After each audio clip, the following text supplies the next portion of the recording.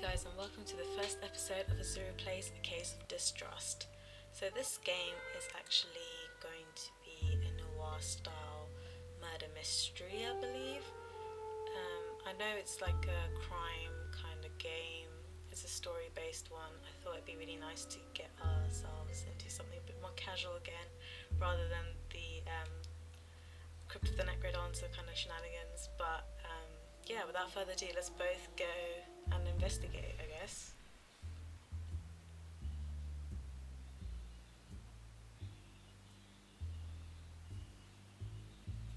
I awoke in my desk chair.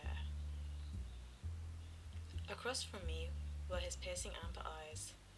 They'd surprised me at first, but I should have known he'd be there. I stretched and said, mid-yawn, "Not very nice to sneak into a sleeping woman's apartment." But his stare just continued. First one. I laughed at his glare. I'd seen San Francisco's I can't even say that word. I'd seen San Francisco's shrewd thugs, hardened cops, and deadly politicians, but none could ever match that gaze. I knew I didn't have what he wanted. Reaching into my coat, I took out my knife and flicked it open. If you're gonna take out your knife, I reckon you should keep hold of it. I held the knife steady while staring back at him. "Look," I said, nodding towards the desk. "That's all there is. Take it or leave it." But a detective knows when she's beat, and I knew then.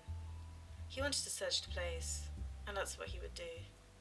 I sighed, knowing my weakness for his type. "Alright," I said. "Let's look." Oh, it's a cat! He let out a gleeful meow in victory. I cut a piece of my apple that the cat had rejected. Always the sore winner, I jabbed.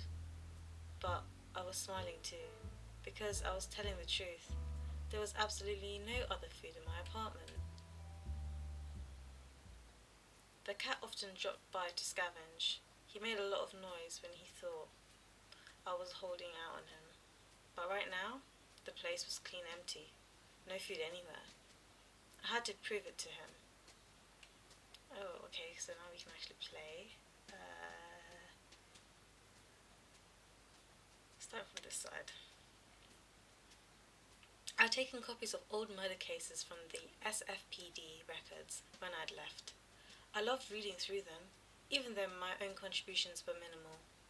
At that time, I longed for those types of jobs. The truth was, any work was hard to find for a female detective. Okay.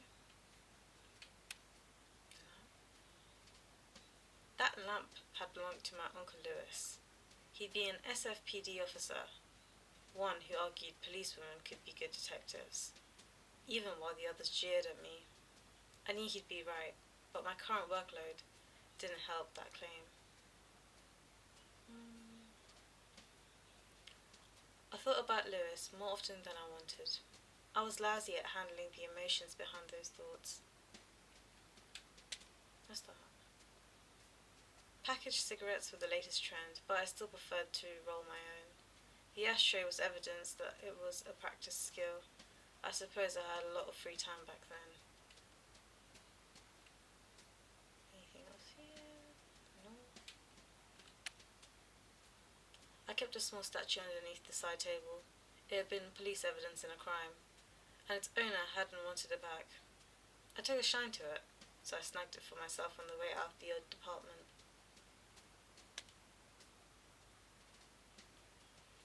The cat had waltzed into my apartment a few years earlier. He kept coming back, though there was rarely a morsel to eat. He'd continue his loud meowing until I proved to him the place was empty of food. I don't think I have anything that kind of tells me it's empty yet, so let's just keep looking before we talk to him. A newspaper was flopped on the floor, its headline about the death of Lenin, the leader of the Red Menace, sweeping Russia. It seemed the Bolsheviks had lost their head. I already know that if there's going to be really long words in this game, I'm going to suck at reading them. So, disclaimer, My pronunciation's gonna be so bad, but whatever. My old notebook, now filled to the brim. I wrote everything down, even the minor details. Never know what can be useful. So the first one's about old cases, current. The second half had my current bunk, adultery cases, the only things I'd get tired to do. Whatever my findings, my employers often refused to believe me. It was thankless work, but even that was hard to come by. Oh, sounds like she's struggling. The regular white ice box, tinged yellow with age, half blocked the kitchen doorway. My income rarely kept much stock in it, and right now it was empty. And that's an exit. I don't want to re-click that yet. Anything else? Okay, so I'm guessing that's the fridge, so let's go talk to the cat again. Same thing as before. It doesn't matter how tired you occupy, we've got no food around, I told him. He licked his chops and looked at me. Apparently he still didn't believe that. I needed to contradict him somehow, to show him something in the apartment that would prove it was empty of food. Okay. So it's a case summary. There were no cases just then, but the cat was meowing and needed attention.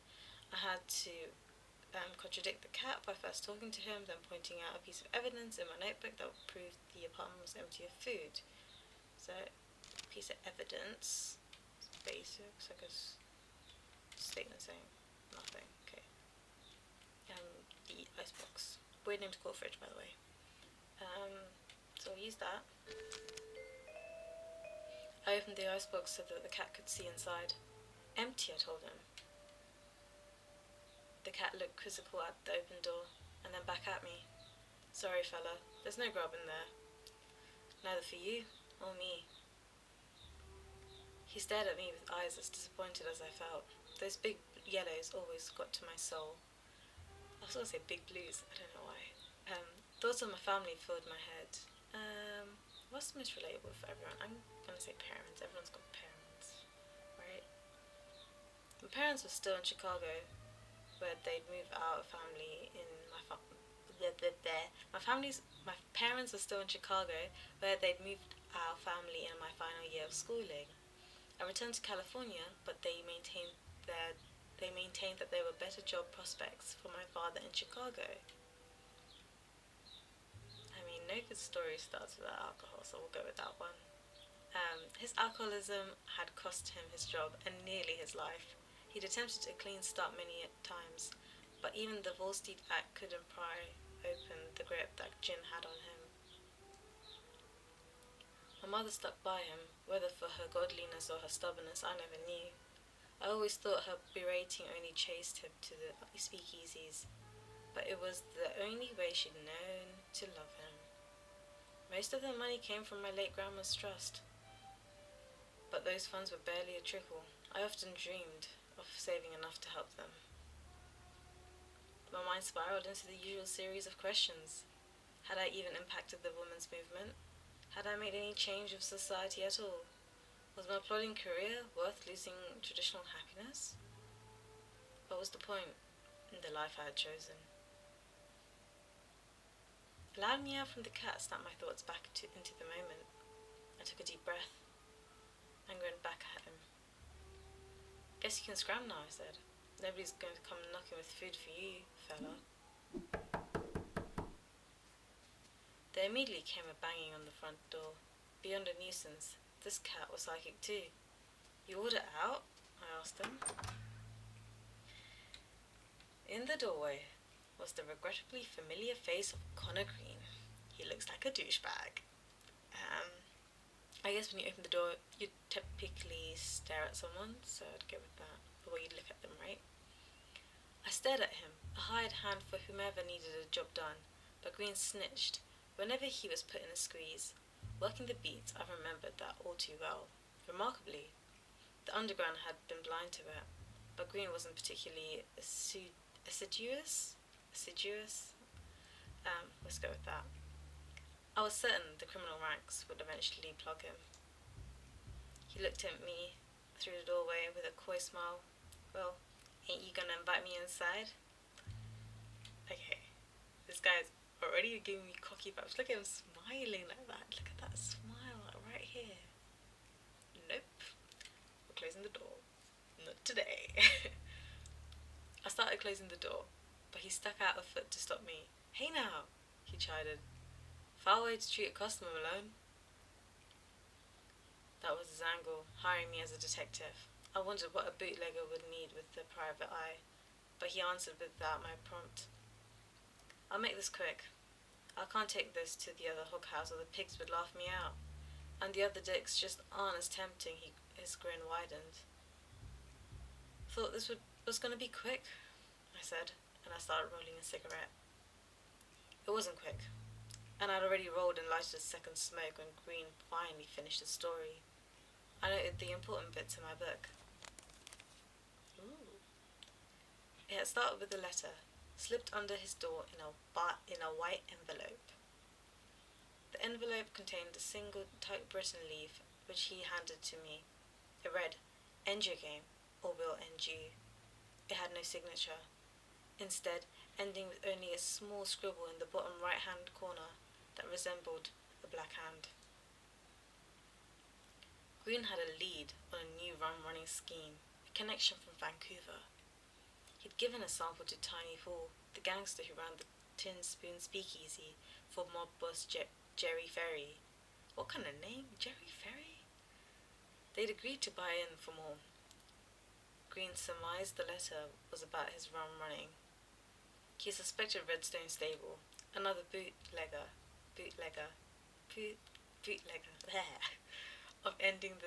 of sending the letter.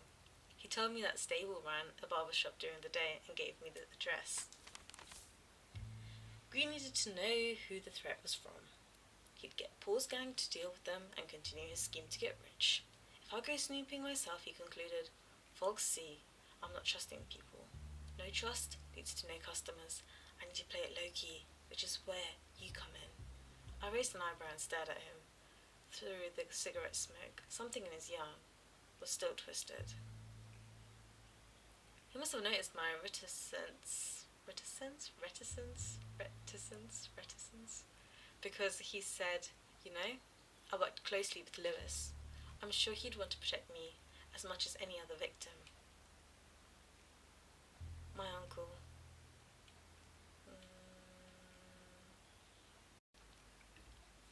My uncle. Lewis had put me on the force to begin with, made me the first policeman for the SFPD. He was the only one who'd let me walk the beats with him, or do more at a crime scene than comfort a widow. He'd been obsessed with helping victims and bringing justice to those beyond salvation. After he'd taken his own life, I'd quit the SFPD. There was little more I could do there. I started my own practice, taking his ethos to heart. Was Green worth my time? Would he have been worth Lewis's? Green had tipped off my uncle in a few cases. I wondered if it was enough to warrant my protection. Before I could think past my headache, he threw a bill in my lap. Keep the C-note as a retainer, and don't worry about getting in touch. I'll come find you for a chat later. He turned around the hallway and I let him go. If he was willing to give me $100 with no commitment, I wouldn't stop him. I mean, free money. I turned back to the apartment, still confused about the whole story. My headache wasn't helping either. Whenever I lacked clarity, a trip to Southern Coffee was usually the cure. And I think this is a good part to end the episode before we start embarking on Southern Coffee adventures and find out who's there. I think next episode I'll try to do some kind of accent for some characters, though my American accent may not be good. But that being said, I hope you guys enjoyed it and you guys are excited to see where the letter goes and who Connor Green is and what is my role in the game, yada yada yada. But yeah, make sure you like and subscribe